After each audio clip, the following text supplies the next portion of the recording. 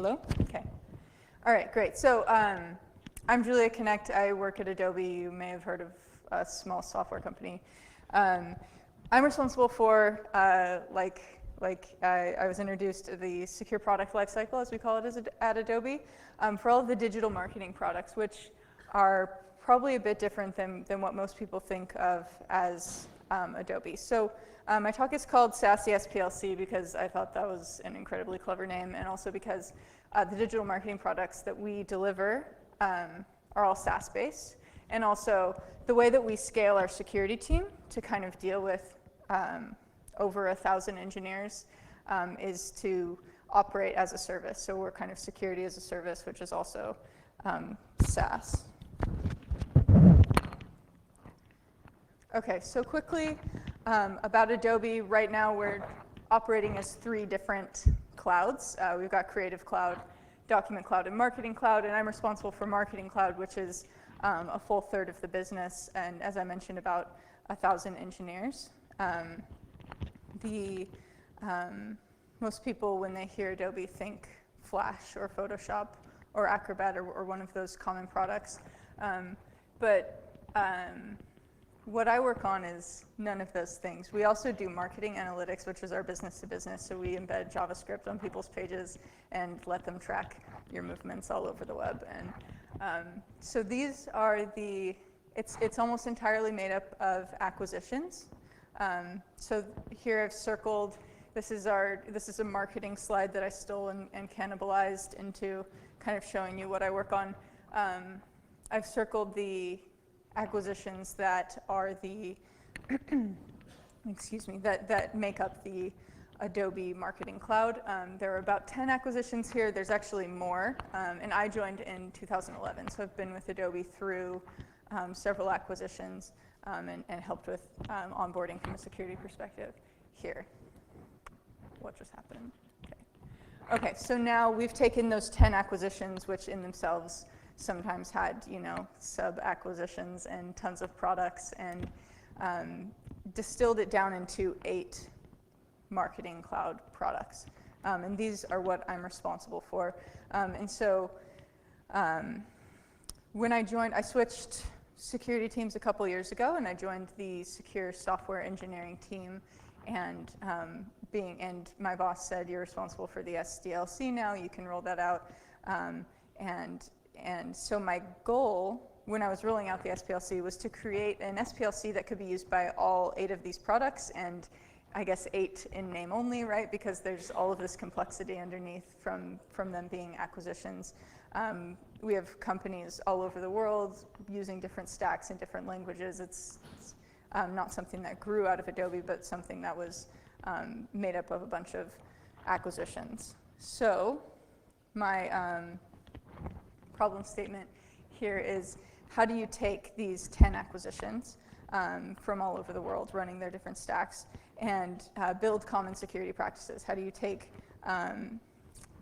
a small security team, so we were 4 people at the time, and scale it across 1,000 engineers and be responsible for making sure that our engineers were building secure or software using secure best practices. And so here's a quick outline of how we did it at Adobe.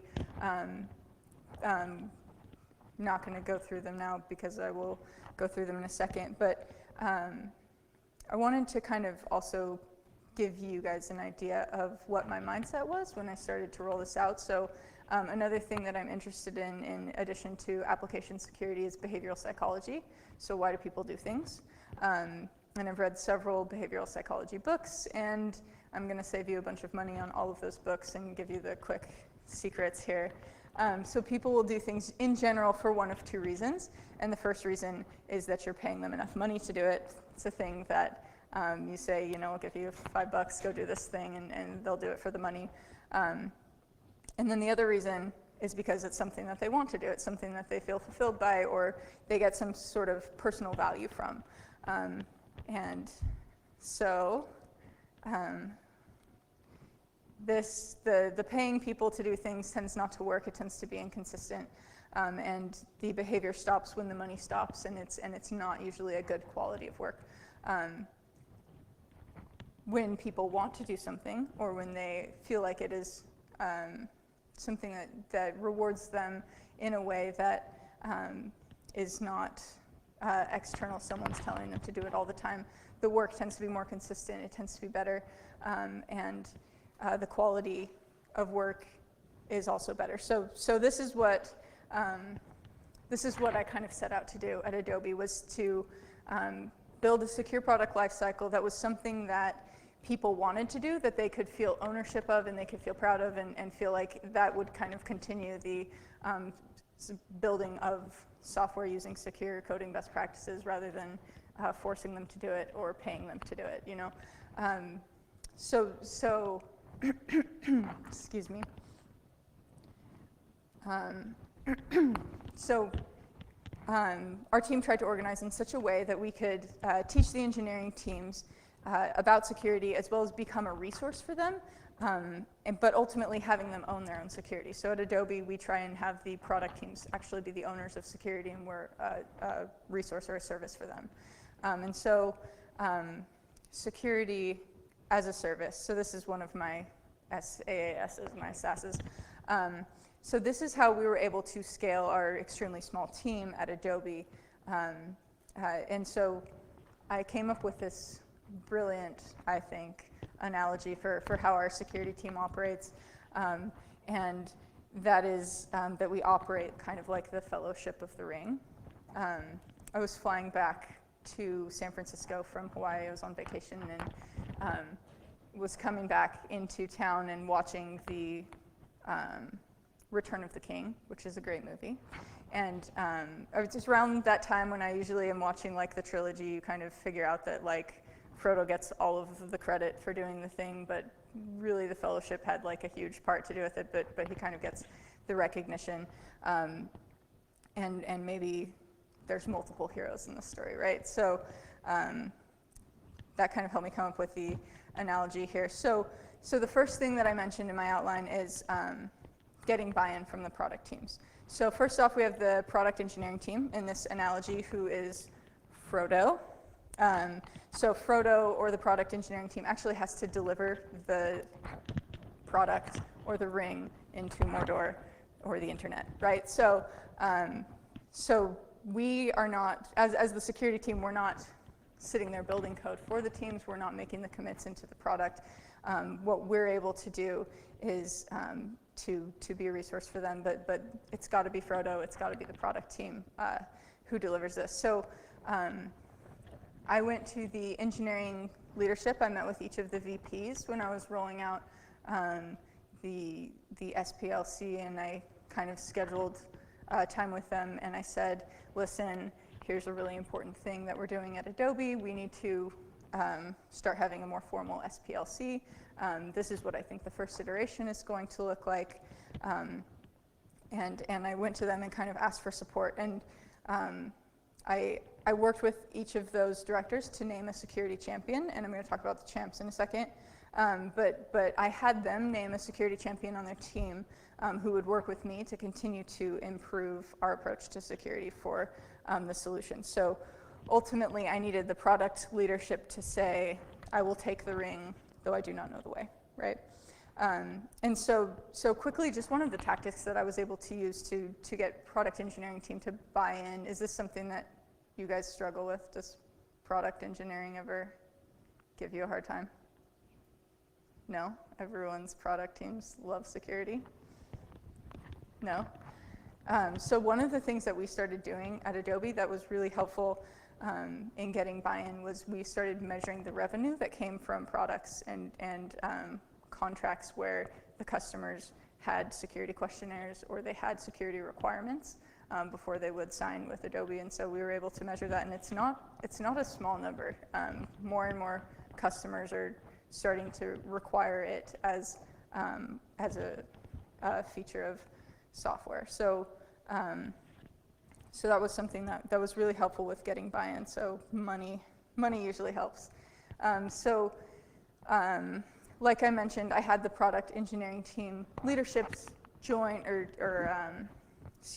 name security champions. And so when I went to the leadership teams and I said, I need a security champion for each of your teams, can you give me someone, I kind of gave them a rough definition that for me was an advocate of security and the digital marketing team's point of contact for the solution. So I wanted the champion to be someone who had a good understanding of the technology and an interest in security, or at least the security of their solution, and also a strong personal network in the engineering organization. So these are a few of the champions.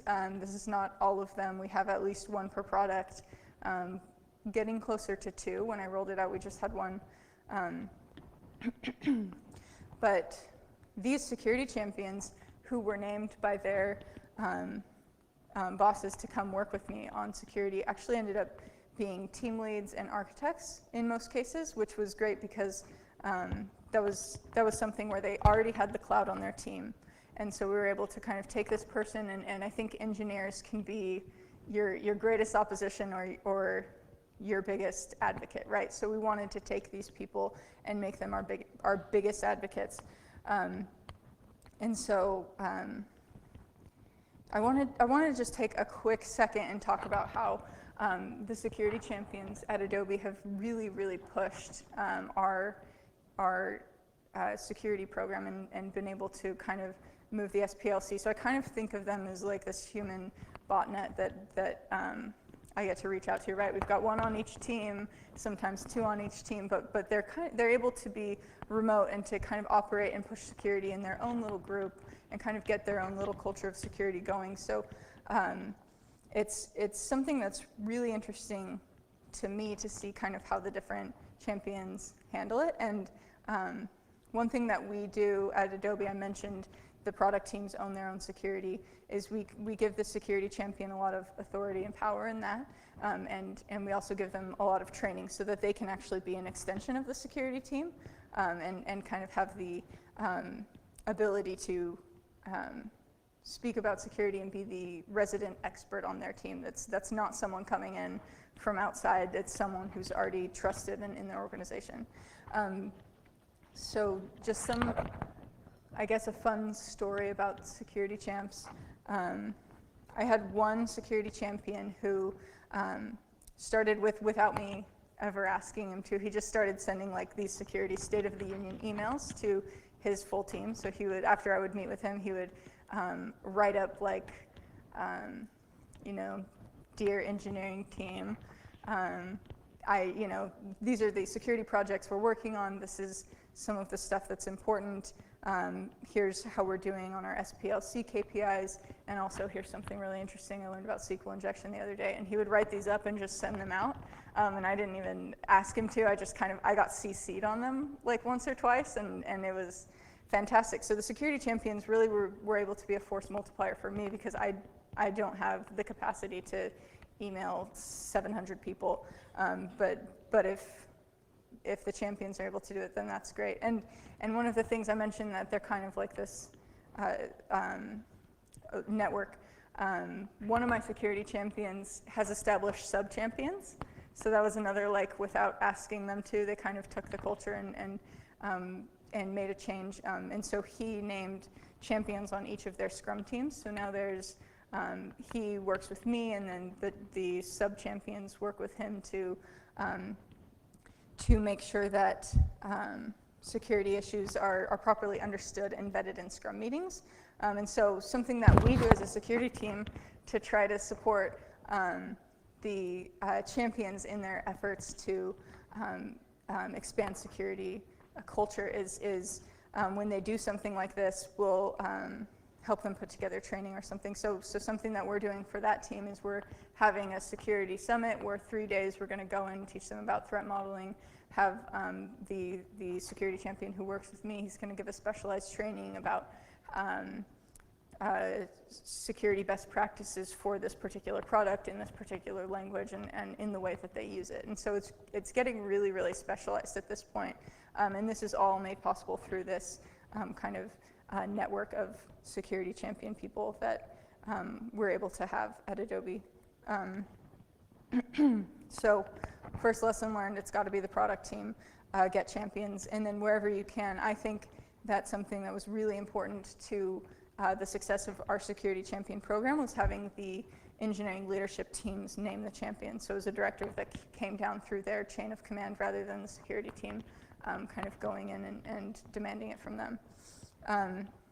So back to the analogy. Frodo mentioned that he's happy to take the ring, but he doesn't know the way. So the challenge here is that the teams don't know the way.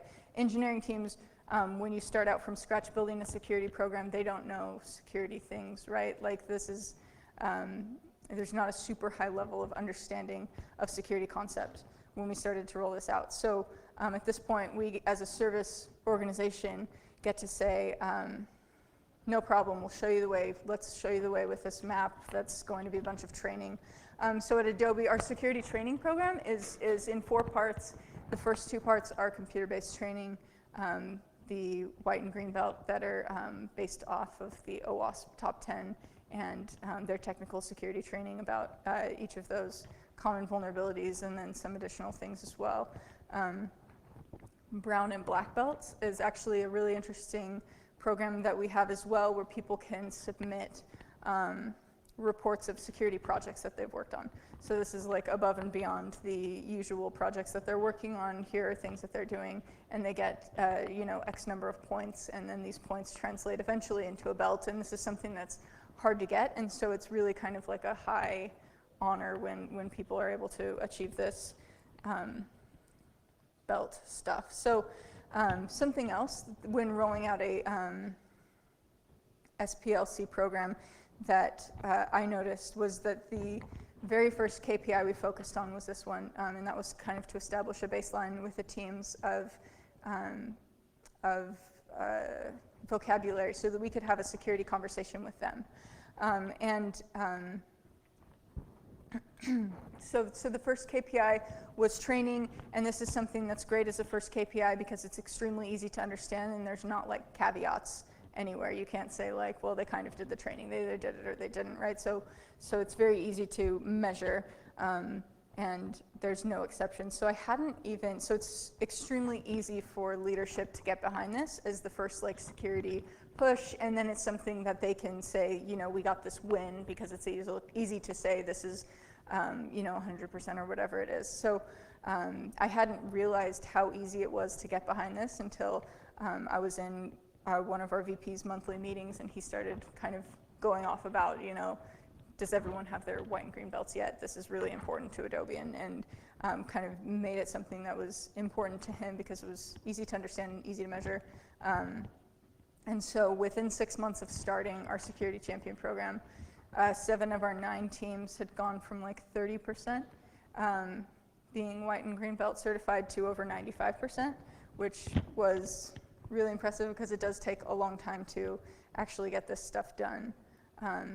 So another quick fun tactic with SPLC that was something that worked. I took out the names of the products, but the letters represent products, and this is the actual data from right before we were trying to hit our 95% KPI. We had 2 teams who had hit it, and I made this cheapo graph in Excel, and I sent it out to the security champions, and I said, hey guys,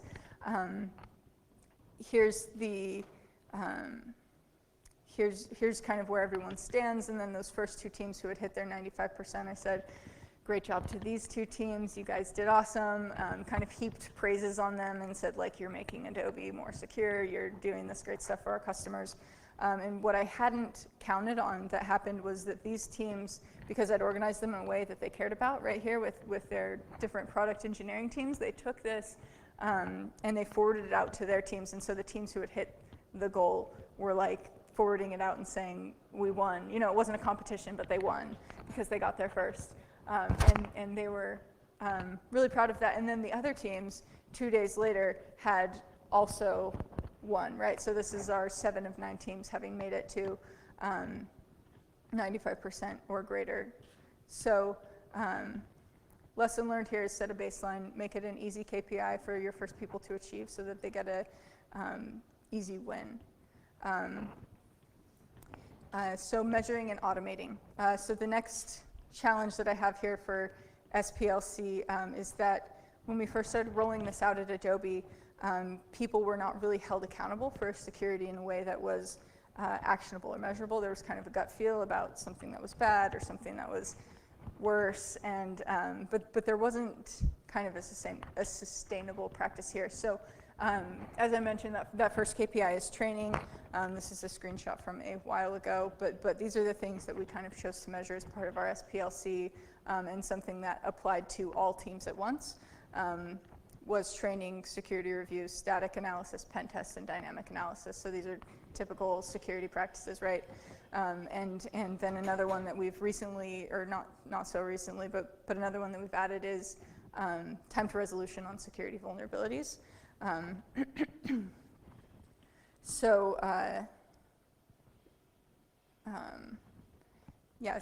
another point about these metrics is we made them point-in-time metrics to avoid any like wishy-washy, do we really feel like they're going to change? Should we make them green or should we make them yellow kind of thing? And so here on these KPIs, we made sure to set them in such a way that they're easily automatable and measurable. So we had everything that we track as far as security program goes. All of that stuff is in Jira, or for training, it's actually in a different system. But everything is where the engineers live in Jira, so that there's no like third-party system that they have to go log in to see what their security work is, because that's silly. And so this allowed us to automate, and so this is constantly up to date, so a team can always go see exactly where they stand on the secure product lifecycle. And if something is not green, then we've got pretty clear definitions of what it takes to be green in any one of these SPLC pieces. So another thing that's important with automation, another thing that we did is we're automating, so we're operating as a service, we need to have everything kind of be self-service to the teams, right? We can't go out to the teams and constantly be bugging them because that takes a lot of their time. So what we need to do is measure them in such a way that they come to us to say, you know, we need to improve our static analysis, or we need to get set up on dynamic analysis, or do a pen test, or whatever it is that we have to have them do. So what we have is kind of a self-service portal where a team can come and say, you know, we want to do static analysis, we want to do it at this cadence, or we want to do it at this build time, or whatever it is, and they can kind of request that. And so it is individualized to the different teams, but at the same time we're able to measure it in a way that's consistent across all teams. So yeah, we have one engineer who's fully dedicated to helping us automate our security programs, and I think that's been one of our big steps towards being able to reach the 1,000 engineers that are in Adobe Digital Marketing. So another lesson learned here is that we provide incentives and we recognize teams who are doing well. So the teams or individuals who are going above and beyond in a way to make sure that their team is operating in a secure way, we send out recognition. Recognition kind of goes a long way, and I had someone, when I was building this program, one of our senior directors kind of let me know. He said, listen, he who giveth kudos can also taketh away. And so that's something that I took to heart, and so I'm very consistent in letting people know who's done well, because these kudos, you know, if they come out once a month or if they come out once a quarter, as long as it's consistent and people are looking for them and they know when to expect the pat on the back or the lack thereof that is taking it away, it's a good way to incentivize engineers to do well. And so the way that we do this is kind of through their management chain. Again, this is something where we leverage the people's intrinsic motivation there to do well in their job, and to be able to feel like they're adding value to Adobe. So recognition goes a long way, but also swag goes a long way, and trips to Black Hat DEF CON go a long way. So it's not all recognition. There are other things, and competition. So yeah, so provide incentives, make sure that the incentives are properly reinforcing the right KPIs. All right, back to the metaphor. So this is as you can see, I flipped the Hobbit the other way. So this is Sam. And so this is our program management team, and we needed support from our supportive organization to be able to scale security in a way that was effective and that was able to be maintained over long term. So PGM is with the engineering team every step of the way, and they support the engineering team and making sure that they stay on track and everything. And so that is why program management gets to be Sam, my favorite character, but it's not me. So when the teams say we're going to Mordor and they're going to deliver this securely written code, Sam needs to go with them. So he needs to say he's coming as well. And so the way that we were able to leverage PGM at Adobe was and you don't have to read all of this, it's kind of our diagram showing how we develop software at Adobe.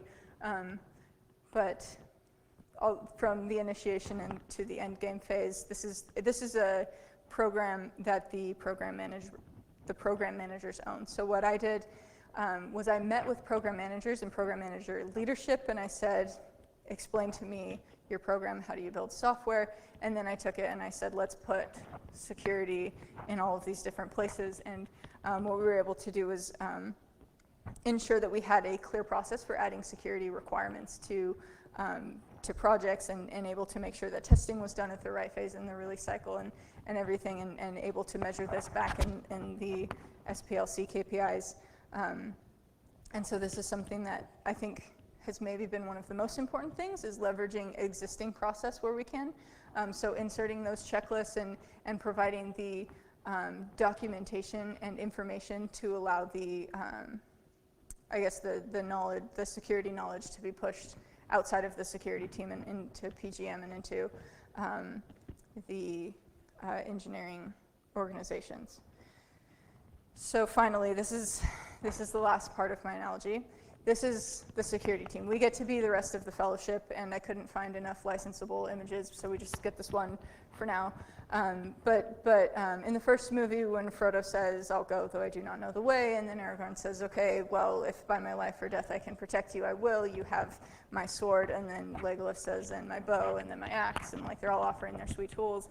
And so we get to do this for the engineering teams. We, as a service organization, we get to say, you have my training for modeling hacking skills, right? So we get to kind of say, rather than offering literal weapons, we get to offer our services and how we can help them out and how we can help them to achieve the goal, which is building software in a secure manner.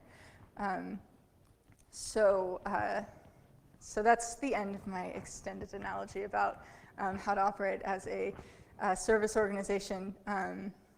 But this is how we're able to be an effective partner to our teams, rather than being some kind of overhead or someone who kind of is not helpful. We're able to be helpful to them. So these are some of the services that we offer.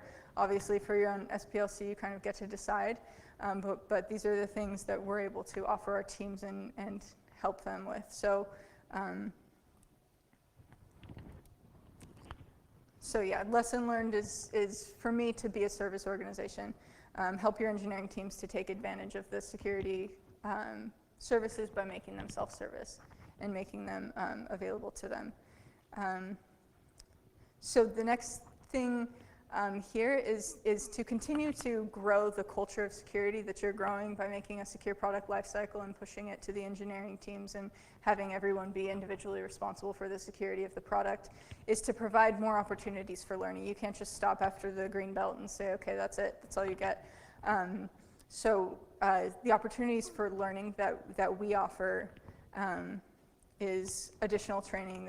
We've done like hacker classes and different trainings along those lines. I think I've mentioned that we took our security champions to Black Hat, and that was something that was great because they got to go hang out with the security team, get properly terrified, and then they get to go back and be on their engineering teams and kind of bring that knowledge back to them.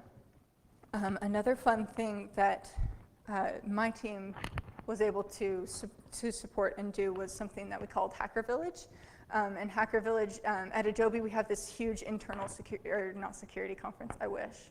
It's just the regular conference. We have this huge internal engineering conference every 2 years where engineers from all over the world fly into usually the Bay Area, and we'll go to the Moscone Center and talk about all of the cool projects that are going on within Adobe, and that's a really big engineering culture event. And so 2 years ago, someone from my team came up with the idea for Hacker Village, and so what we did was we set up these 6 booths outside of the tech fair, like before when people were walking in, and we had different, at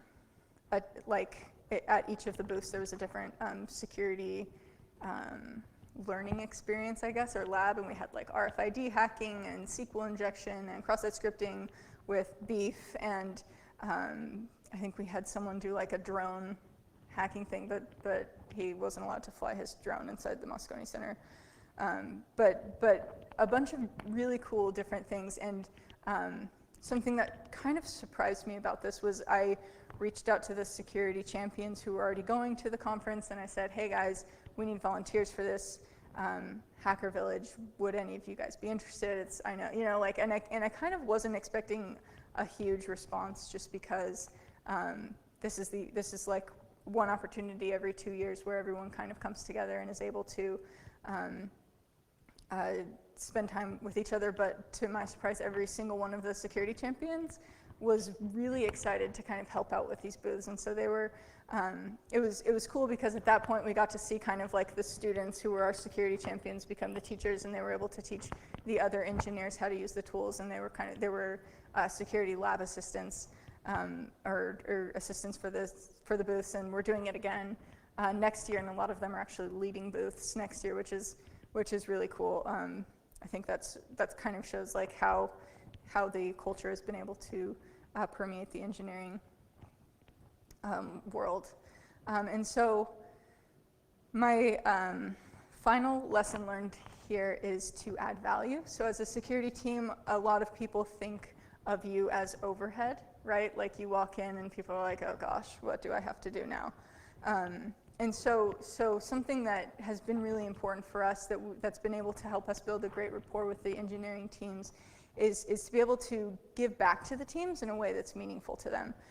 So we've operated in a way that's well organized, and encourages teams to do the right thing, but we're not a drain on resources. So for example, our team gathers a bunch of information for the pen tests that we conduct. We do white box pen testing, so we get access to source code repos, we get kind of the high level threat model, and they spend a lot of time helping us get that information. And so with the information that they're able to give us, we're actually able to give it back to different organizations who need that kind of same information without doing the gathering twice. So we help make that more, we put it in a more organized fashion, and we give it back and we say, here's, you know, the composition of, you know, XYZ, and other teams are able to use that. So we're able to give back. And then another thing that I kind of alluded to before is that we have security conversations with customers on behalf of our teams. So our teams give us time when they sit down and threat model with us, and then because they've sat down and threat modeled with us, we can create security documentation for them, and we can also take that information, and we're able to have that conversation with the customer, and we're able to make that information accessible to a customer, and so they're able to continue to build software. So that's something that we think of as super important at Adobe, is making sure that we're not just taking, that we're also giving back. So the results from rolling out the SPLC, we hit most of our KPIs within the first 6 months. We've got a really active and engaged security champion network, and people feel like security is part of the job description of being an engineer at Adobe.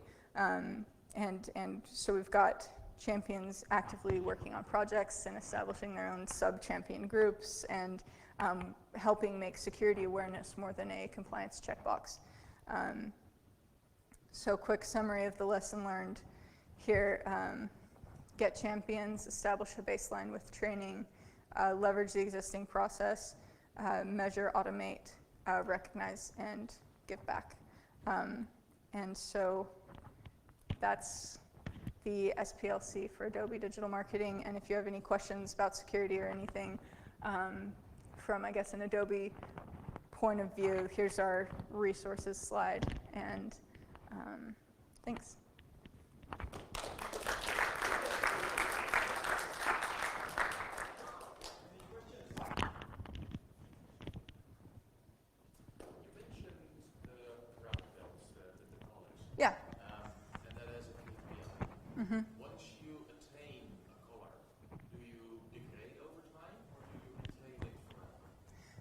Okay, so the question was, for the training belts, once you achieve a color, do you degrade over time or do you maintain the color forever?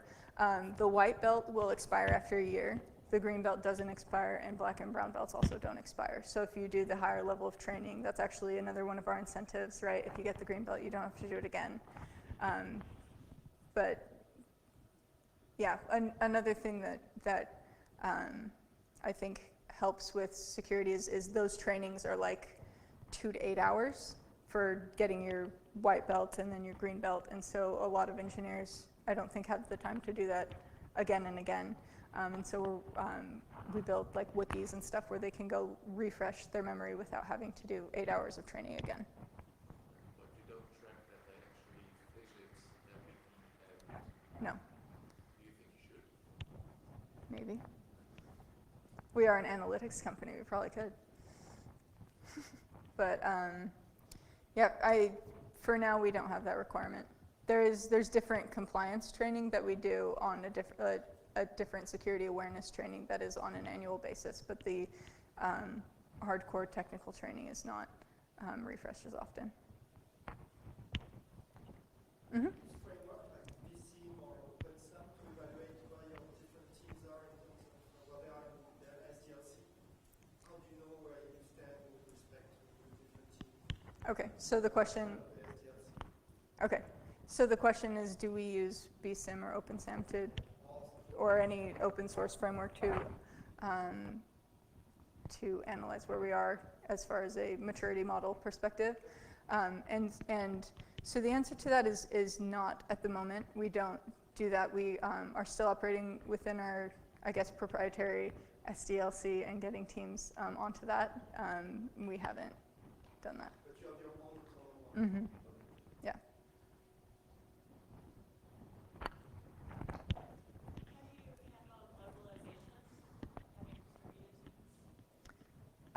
So the question is, how do I handle globalization and having distributed teams all over the world? And that's a good question because we do have teams all over the world. When I first started rolling out the SPLC, I actually went and visited them each, and said, here's the SPLC, you're the security champion, make sure that's important to you. So the answer to that is late night phone calls, early morning phone calls. I visit on occasion, we do in-person things, and we try and make sure that they do get special attention to make sure that they know that they're part of the Adobe family. But that's something that we do with, I think, just continuing and having a constant conversation. So I talk to the security champions every other week. That's something that's actually pretty frequent, and the security champion who's actually building his own like sub-champion group is out of the country. And so I think that encouraging them to do that kind of thing and building their own security culture in place and having them be the authority and kind of the security expert in that area has helped with making them all feel included. Mm-hmm.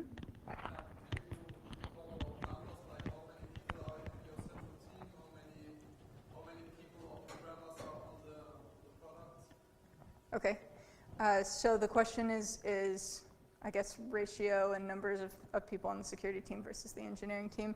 So we had 4 people on the security team, on the digital marketing security team when we started rolling this out. We're now up to 8 people. And then there's a central security team of like 30 people. So there's 3 of those people who are security researchers who were able to tag in to help with threat modeling and things like that. So 8 plus 3, so about 11 people on the dedicated to digital marketing security team. And then there are over 1,000 engineers in the digital marketing business unit. So a lot. Not a lot? Yeah.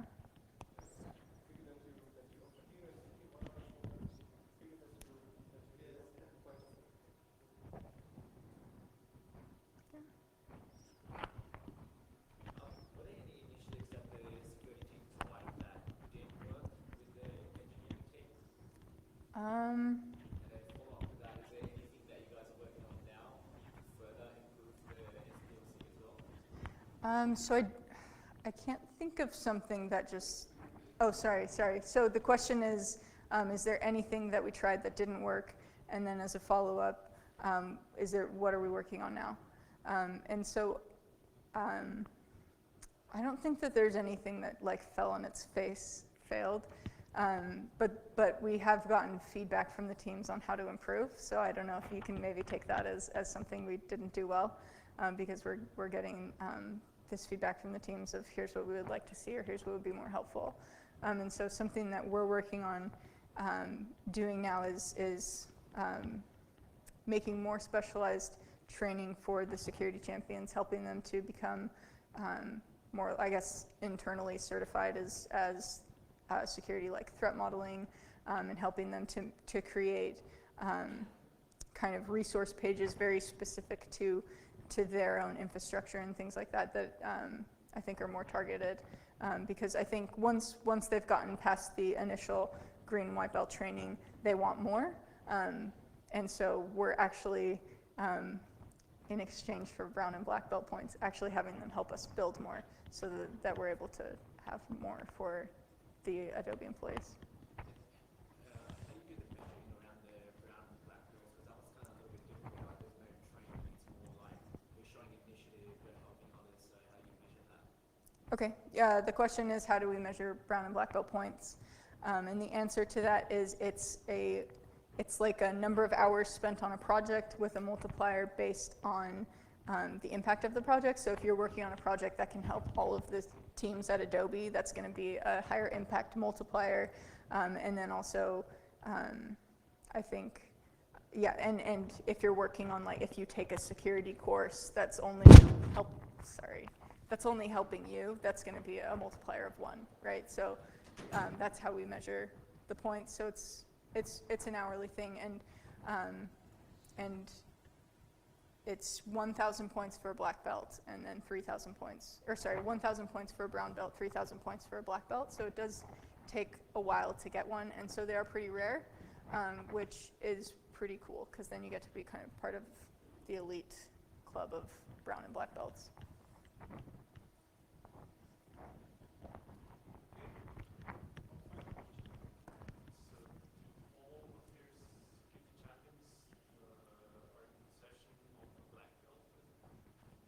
So the question is, are all of our security champions black belts?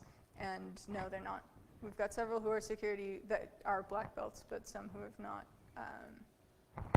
haven't submitted points, or they just haven't gotten their number yet. We do have several brown belts, and a lot of them are working on it and are on their way. But to do 1,000 hours outside of your regular job is a lot. And so, yeah. All right. Thanks.